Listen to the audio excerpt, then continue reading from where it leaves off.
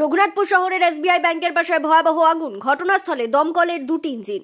শনিবার সকাল 10:30 নাগাদ পুরুলিয়া রঘুনাথপুর শহরের এসবিআই ব্যাংকের পাশে একটি দোকানে ভয়াবহ আগুন লাগার ঘটনায় ব্যাপক আতঙ্ক ছড়ালো। মুহূর্তের মধ্যেই আগুন ছড়িয়ে পড়ে পুরো দোকানে, যার জেরে ব্যাপক আতঙ্ক ছড়ায়। খবর পেয়ে রঘুনাথপুর দমকল বিভাগের দমকলের দুটি ইঞ্জিন ঘটনাস্থলে পৌঁছে আগুন নেভানোর কাজ শুরু করে। ঘণ্টা খানেকের চেষ্টায় আগুন নিভিয়ে ফেলে দমকল কর্মীরা। তবে কি কারণে আগুন লেগেছে ও ক্ষয়ক্ষতির পরিমাণ কত তার তদন্ত শুরু করেছে পুলিশ প্রশাসন।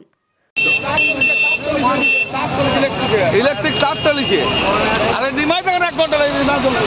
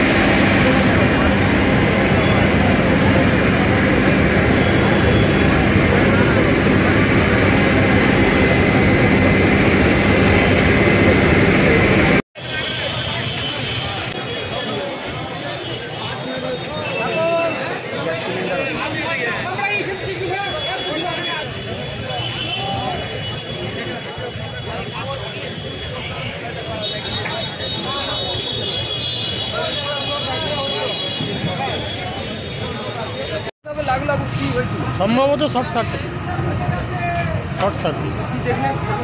ওই তো আপনারাও যা দেখলেন, আমিও প্রথমে ভেতরে লাগলো, লাগার পরে পাশের শোরুমে অনেক ক্ষতি হইলো, এদেরও অনেক ক্ষতি হয়েছে, সব মোটামুটি ভস্মীভূত হয়ে গেছে।